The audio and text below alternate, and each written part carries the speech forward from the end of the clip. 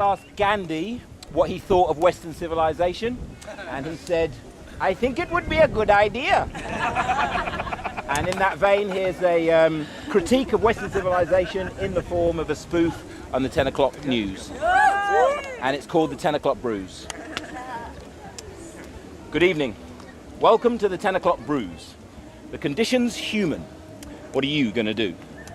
Tonight, we confused humans will be reviewing the latest news of all the useless, abusive, and occasionally lucid choices chosen by humans when humans choose to do the crazy things that humans do while suffering from the human condition. Our schizophrenic Africa correspondent, Dikembe van de Boerta, reports from Lagos. Nothing I can say can gloss over this. In Africa, things are turning to shit. But you must remember this is a tremendously complex business, and many foreign commentators have developed a terrible oversimplification disease. Yes, past colonial Africa is cursed by poverty, starvation, corruption and war, but all of these things were going on in Africa before.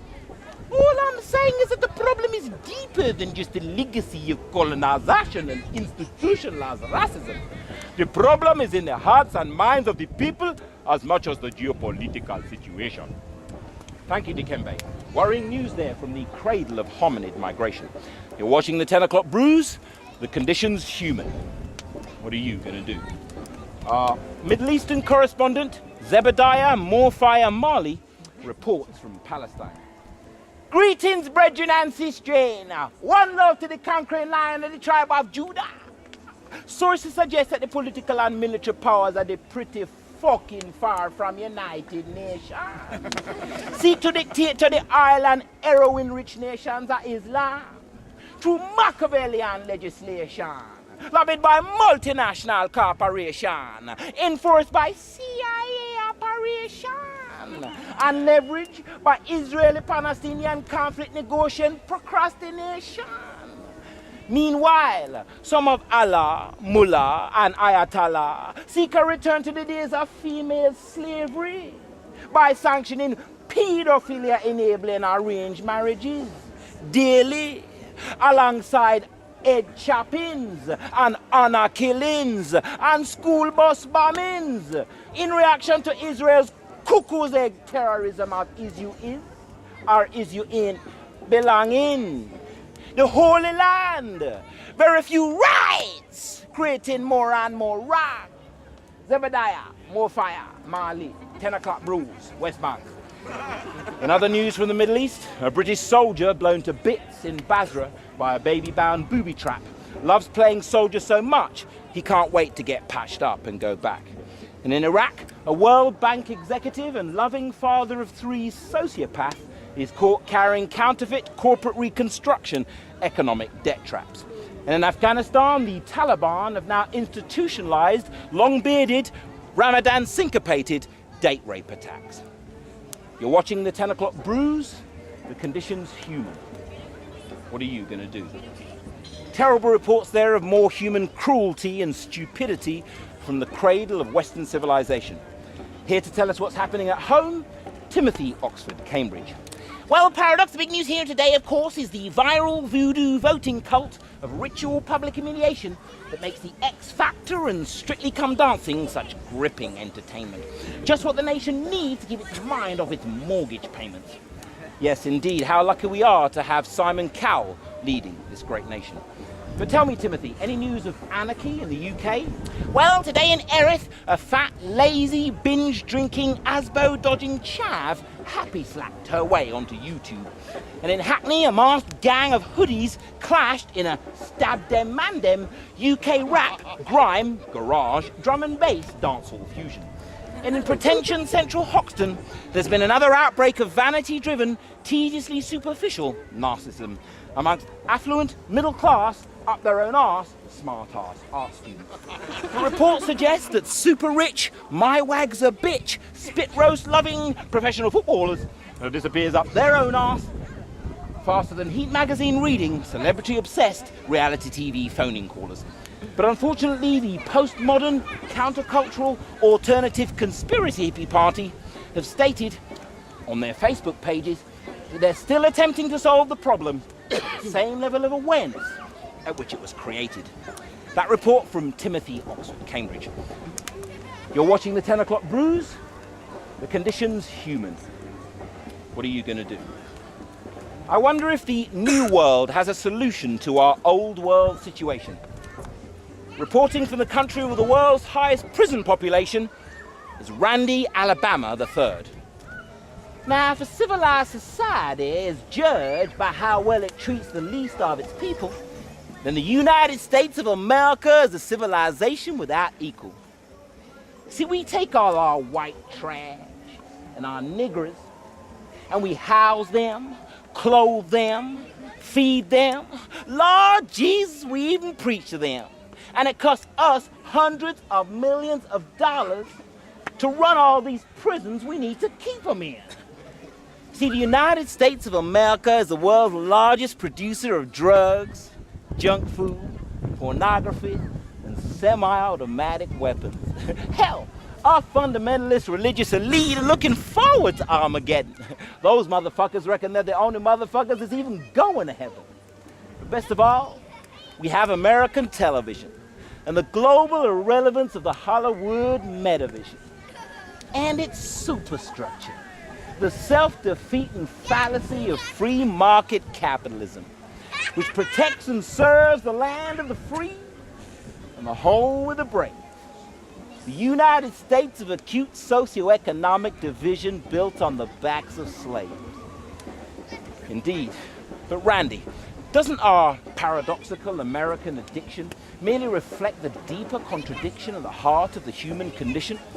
Surely our absurd, death-denying death wish and habitual self-destructive self-delusion merely symbolizes the conundrum that defines the entire sweep of our cultural evolution.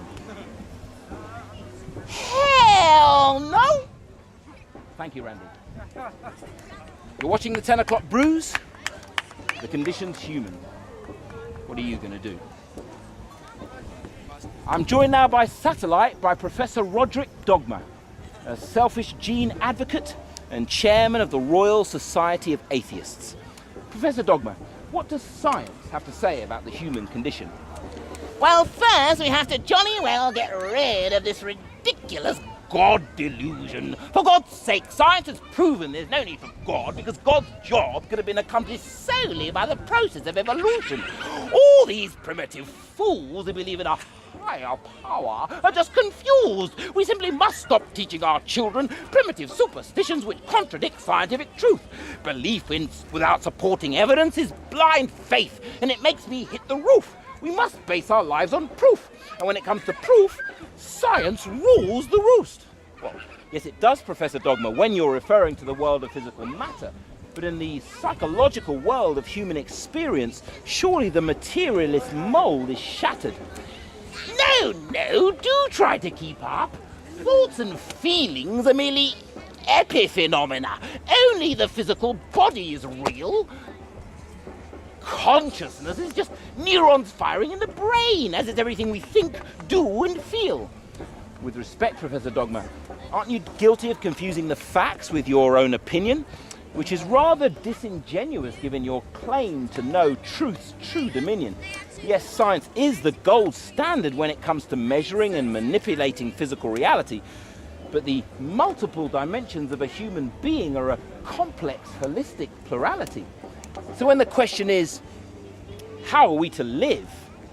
Or how can we fulfill our potential? Scientific truth is superseded by truths that are paradoxical and existential. Well, I suggest to you, Professor Dogma, that if somebody's delusional belief in God nevertheless helps them to be a kinder, more loving and collaborative person, then your arrogant denunciation of faith per se begins to look like bigoted, narrow-minded aversion. well, I suggest to you, Professor Dogma, that your fundamentalist belief in atheism is not so different from that of a fundamentalist Muslim or Christian. I'm sorry, Professor Dogma, but we're running out of time and I have to say goodbye.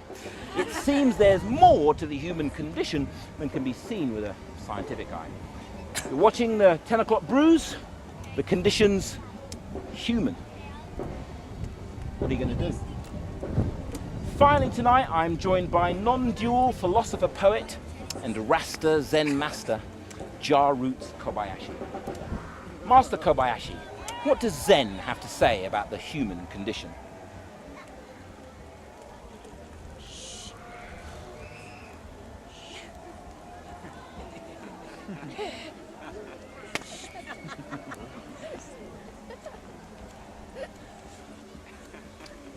Indeed, the sound of silence.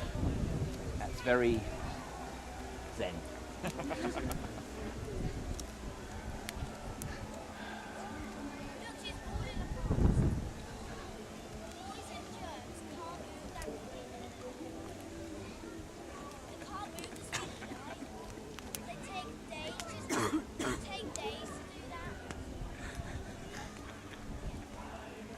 Quite.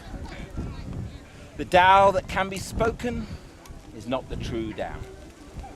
That's very spiritually authentic, but it's not much fucking good for those of us who just don't fucking get it. What'd you do that for, Master? That hurt, man.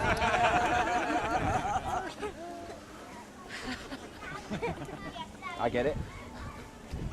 Life is suffering. Everybody suffers. But some don't suffer their suffering. They use it instead. They use it to learn. They use it to grow. They use it to love. They use it to inspire. And they use it to serve. Thank you for that kick up the arse, Master. You've been watching the 10 o'clock Bruise. If you're suffering from the human condition, we recommend you find a use. Because with all the suffering in the world, maybe that's the least we can do. Good night.